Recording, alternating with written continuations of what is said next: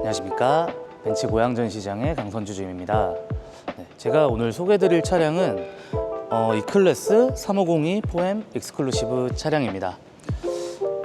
이 차량 같은 경우는 E300 모델만 지금 현재 가솔린 모델만 출시가 되다가 이번에 새롭게 출시된 플러그인 하이브리드 모델이라고 생각을 해주시면 될 것 같습니다. 저도 이번에 1월 달에 새로 왔지만 이번에 새로 같이 들어온 느낌이면서 제가 BMW에 있을 때 5302 모델을 이제 판매를 많이 해봤지만 이 350이 느낌과는 좀 많이 다른 것 같습니다. 아무래도 제가 생각했을 때는 BMW에서 추구하는 방향성과 이 벤츠에서 생각하는 방향성이 좀 다르다라고 저는 생각을 하고 있습니다. 어떤 부분에서 그러냐면 이제 전면부부터 보게 됐을 때 전체적인 느낌이 벤츠 같은 경우는 이 익스클루시브 모델만의 확실히 좀 클래식하면서 세련된 느낌이 있다라고 저는 좀 생각을 합니다. 이 앞 그릴 먼저 보시게 되면은 가로로 된 크롬 가니쉬 그릴이 적용이 되면서 확실히 이런 크롬 느낌 자체가 훨씬 좀 세련된 느낌을 주면서 옵션 부분이긴 하지만 이 발광 그릴 자체가 기본으로 적용되지는 않지만 옵션으로 좀 추가할 수 있다라는 부분을 알아주셨으면 좋겠고요. 근데 이제 반대로 BMW 같은 경우는 좀 기본 적용이 되기 때문에 이 부분에서 아무래도 약간 아쉬운 부분은 좀 옵션적인 부분이 있지 않나 라는 건 있습니다. 라이트를 보시게 되면은 디지털 라이트가 적용이 되기 때문에 위쪽에 한 주가 아래에 두 개의 데이라이트가 적용이 되면서 확실히 좀 디자인적으로도 좀 훨씬 이쁘다라는 느낌을 받습니다. 이게 좀 이번에 신형 E클래스를 나타내는 디자인이다 라고 생각이 들면서 측면으로 가서 측면도 한번 설명을 드리도록 하겠습니다. 측면부를 봤을 때 아무래도 제일 먼저 저는 눈에 들어오는 거는 이 휠 디자인이라고 생각을 합니다. 이 휠을 보셨을 때 BMW의 휠을 보게 되면은 플러그인 하이브리드 모델이라도 테두리만 보게 되면은 이 모델이 전기차랑 플러그인 하이브리드 모델이 구분이 되지 않습니다. 근데 저는 이 벤츠 휠을 봤을 때 이런 티를 내지 않으면서 가솔린인지 플러그인 하이브리드인지 이제 같은 느낌으로 볼 수 있다는 게 저는 이런 부분에서 좀 큰 장점이라고 저는 생각을 합니다. 인치 자체도 19인치 휠은 동일하지만 디자인 자체가 훨씬 이쁘고요. 그리고 좀 이런 개방감 자체들이 이 플러그인 하이브리드 모델에 맞게 설계된 디자인 같습니다. 이제 전체적인 측면 느낌을 보시게 되면은 이 측면 디자인에서 가장 큰 장점은 저는 개인적으로 봤을 때 이런 크롬 디자인을 좀 가장 설계를 잘 해놓은 것 같습니다.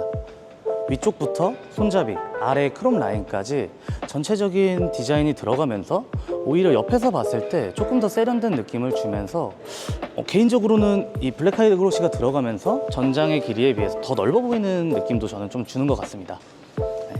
그리고 도어 자체는 플러시 도어가 적용돼서 조금 더 공기 저항 개수를 좀 줄이면서 좀 디자인적인 요소가 가장 좀 차이 같습니다. 뒤쪽에 와서 이제 한번 주유구도 한번 설명드리도록 하겠습니다. 플러그인 하이브리드 모델을 보면은 우측에는 주유구가 있고 이제 왼쪽에는 전기 충전 포트가 되어 있는데 이렇게 눌러 보시게 되면은 보시는 것처럼 잠겨 있습니다.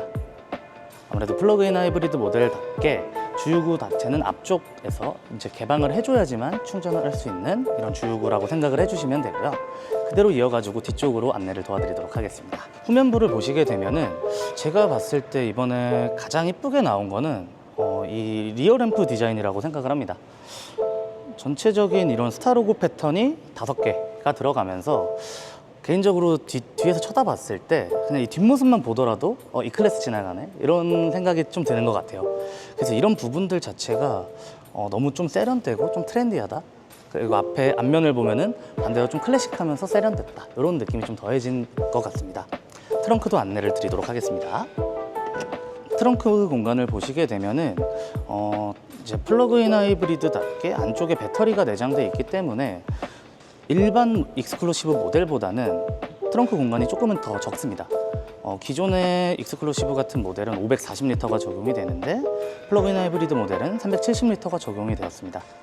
근데 이전 모델과 좀 달라진 점은 이전에는 이 공간 자체가 좀 계단식으로 들어와서 공간이 좀 불편했는데 이런 부분들이 평평해지면서 공간은 적어졌지만 조금 더 편하게 쓸 수 있게 공간이 바뀌었다라고 생각을 해주시면 될 것 같습니다.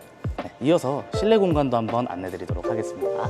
제가 지금 실내에 타 있는데 뒷좌석 자체가 생각보다 엄청 편합니다. 이 부분을 어떻게 느끼냐면 제가 BMW에 있을 때 5 시리즈를 판매하면서 제일 많이 받았던 질문이 뒷자리가 왜 이렇게 불편하냐 라는 질문이었습니다. 그렇기 때문에 실제로 앉아보면 뭐 저도 그 당시에는 방어에 급급하긴 했지만 실질적인 이 허벅지를 받쳐주는 각도가 조금 올라와져 있는 게 BMW 시트의 특징이라면 지금 이 클래스 자체는 뭐 등받이나 이런 좌방석의 각도 자체가 좀 편하게 디자인되어 있으면서 레그룸이라든지 뭐 헤드룸 전체적인 공간 자체가 훨씬 좀 넓게 느껴지고요. 그리고 딱 보이듯이 이 베이지 시트가 적용이 되면서 디자인 자체가 너무 이쁩니다. BMW에는 모카 시트나 뭐 블랙 시트 이런 계열들밖에 없기 때문에 이 베이지 시트만의 주는 좀 특별함, 좀 이쁨이 있는 것 같습니다. 뭐 여담이긴 하지만 지금 제 여자친구도 이 베이지 시트에 꽂혀서 다른 시트 지금 이 계약을 넣어놨는데 다른 시트는 못 받겠다고 계속 이 소리를 해가지고 얘기를 좀 해봤는데 지금 이 모델을 제가 타보면서 느끼는 거는 확실히 좀 베이지 시트로 가야겠다라는 생각이 드는 요소인 것 같기도 합니다. 그리고 제가 이전에 앉아봤을 때 솔직히 5 시리즈 같은 경우는 포존이 적용이 되는데 지금 이 350이 플러그인 하이브리드 모델은 포존 에어컨은 적용이 안 돼서 이 부분은 살짝 아쉬운 것 같습니다. 근데 뭐 뒷좌석의 디자인이라든지 이런 시트, 착자감 모든 부분에서 솔직히 저는 이 클래스가 더 앞서는 느낌이긴 합니다. 이제 앞좌석에 가서 앞좌석도 한번 설명드리도록 하겠습니다. 네, 지금 제가 앞좌석으로 왔을 때 솔직히 제일 먼저 눈에 띄는 거는 이 핸들까지 베이지로 나온 이 핸들 디자인 같아요. 그래서